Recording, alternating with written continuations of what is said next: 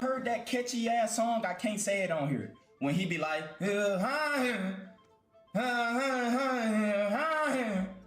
and no bullshit. But bro, what the fuck is Kanye doing?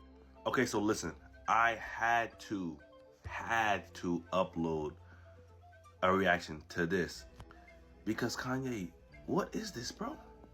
Bro was hitting Alvin and Chipmunk. Yeah, like what?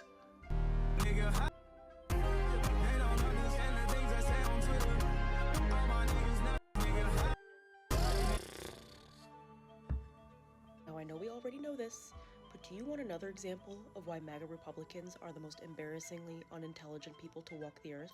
So Twitter has become obviously the biggest cesspool known to man of the worst people you could ever know, which is all of MAGA.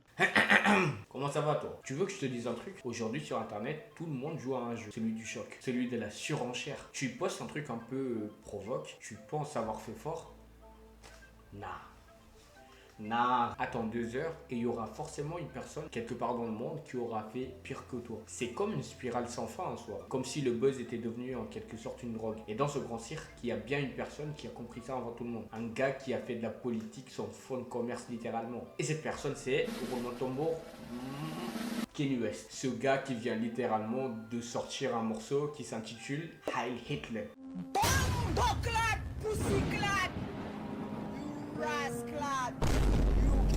Désolé pour la prononciation. Donc même en 2025, après tout ce qu'il a fait, il arrive quand même à faire pire, à franchir une nouvelle limite. Et on connaît tous Internet. Forcément, ça fait réagir. Alors aujourd'hui, on ne va pas refaire toute sa biographie. On s'en fout en vrai. Ce qu'on veut comprendre, c'est pourquoi Kanye, il est encore là. Pourquoi il est incancelable? Tout d'abord, j'ai une question. Tu penses que les polémiques de Kanye sont des accidents? Tu penses que le mec il se lève le matin, il balance 2-3 petits tweets et il se dit oups, j'ai dérapé. Depuis le début, Kanye joue avec le feu. Pas pour se brûler, mais pour se faire voir. Parce qu'il a pigé un truc que les autres n'ont pas encore compris. L'indignation, c'est viral. Et dans un monde où les clics valent de l'or, chaque polémique se transforme en opération marketing. Petit retour dans le passé. 2009, cérémonie des MTV Music Video Awards. Taylor Swift vient de recevoir le prix du meilleur clip de l'année. Le public l'applaudit, elle monte sur scène et là, Kanye surgit. Music, so thank you so much for giving me a chance to win a VMA award. Yo, Taylor, I'm really happy for you. I'm gonna let you finish. But Beyonce had one of the best videos of all time. One of the best videos of all time.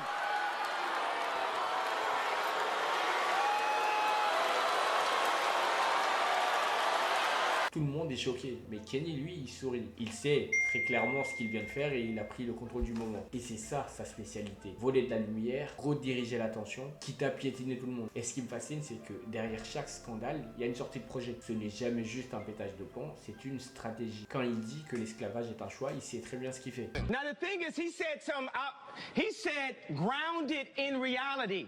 This reality has been forced upon us. It is a choice, just like when I said slavery is a choice. The reality, we can make our own reality. We can talk about history, but not too long. We need to talk about our now, because we can fix and start loving each other now. I say we have no enemies. We don't have enemies. Black people have a tendency to focus and march when a white person kills a black person or wears a hat. But when it's 700 kids being killed in Chicago, it's okay. It's okay for blacks to kill blacks. But if it's a white thing... I don't think anybody's saying that's okay. There's been more focus. Il sait que tout le monde va crier, débattre, partager. Et pendant tout ce temps, forcément, la lumière est sur lui. Et même chose pour ce fameux son Heil Hitler qui m'a poussé à faire la vidéo aujourd'hui. Titre volontairement choquant, lyrics provoquants, clip esthétiquement dérangeant. Et tout le monde en parle. Pas parce que c'est une bonne chanson, mais c'est Kanye. Et ça, c'est sa stratégie. Faire de sorte que même ceux qui le détestent participent à sa promo. Ce qui me pousse à dire que ce mec a compris un truc. Tant qu'on parle de toi, t'existes. Et c'est là qu'on arrive à l'essence même de son personnage. Il a compris dans ce monde que choquer, c'est exister. Et lui, il veut exister, peu importe le prix. Du coup, la question à se poser est qu'est-ce qui rend réellement Kanye incancelable? À mon avis, c'est pas juste ses provocations. C'est le fait que derrière toutes ces dingueries, le gars est vraiment un génie artistique. Et ça, même les pires haters le reconnaissent. Revenons au début des années 2000. À cette époque, Kanye est juste un beatmaker de l'ombre. Il bosse pour Rockefeller, mais personne ne le prend au sérieux en tant que rappeur. Tout le monde monde veut qu'il reste à sa place. Mais lui, il voit pas les choses de la même façon. C'est-à-dire qu'il veut devenir une star, il veut être connu, il veut montrer à tout le monde qu'il sait rapper. Et donc, il va forcer le destin. En 2004, il sort de College Dropout, un album à contre-courant total. Pas de bling bling, pas de chaîne en or, pas de baggy, pas de bandana, pas de gangster. C'est introspectif, innovant, ultra bien produit. Et ça casse les codes. Ce qui a fait que ça a marché. Et ensuite, il enchaîne album après album. Et à lui tout seul, il redéfinit le rap. Mais surtout, il y a My Beautiful Dark Twisted Fantasy. Et là, on parle vraiment d'un chef-d'œuvre. Même les critiques les plus dures s'accordent là-dessus. Cet album, c'est du grand art. À un tel point qu'après l'affaire Taylor Swift, cet album a effacé tous ses torts. Et c'est ça le bouclier de Kenny. Parce qu'à chaque fois qu'il va trop loin, il revient avec un son qui met tout le monde d'accord. Mais au-delà de la musique, le gars a un autre super pouvoir. Son storytelling. Regarde bien, chaque période de sa carrière est une saison différente. Le début, c'est l'ascension, l'enfant de Chicago, puis il y a le drame, une rupture qui va tout chambouler, et ensuite il y a de la folie. Mais à chaque fois, il y a une narration, un récit. Il se présente comme le génie incompris. Et ça parle à beaucoup de monde. Et si Kenny est toujours là, c'est à cause aussi de sa fanbase qui le suit quoi qu'il arrive. Et pour moi, c'est fascinant. Ses fans ne sont pas toujours d'accord avec lui, mais ils le défendent quand même, parce qu'ils croient à son génie, parce qu'ils ont grandi avec lui, parce qu'ils croient qu'il va revenir à son meilleur niveau. Et en plus, Kenny a su capter des publics très différents. T'as les puristes de rap, les passionnés de mode, les artistes. Il a vraiment réussi à fédérer autour de lui un melting pot improbable. Et à mon avis, c'est exactement ça qui le rend increvable. Même après des propos les plus controversés, il y a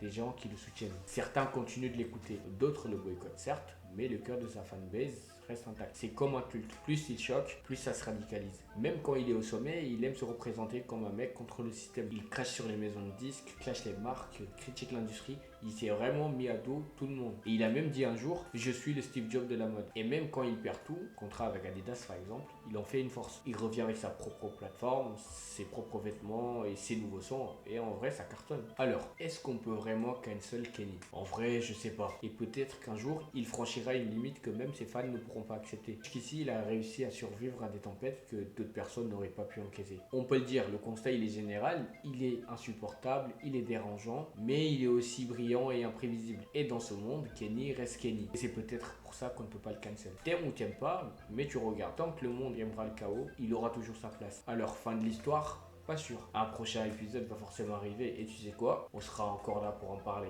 Bref, je m'arrête là. J'espère que tu as apprécié ce moment en ma compagnie. Et si c'est le cas, n'hésite pas à liker, à t'abonner. Tu connais la chanson. Parce qu'il y a de grandes chances que ça ne soit pas fait. Si tu aimes le contenu que je propose, il y a des vidéos qui vont pop. N'hésitez pas à les regarder, ça peut aussi vous plaire. Et à la prochaine, ciao! Fais-moi danser, rends-moi le corps, rentre dans mes pensées. Faut rien changer, tout ça c'est normal. J'aime le danger, sois pas étonné. Sakanananga, pose à là après minuit. Banabalali, bindi kindi.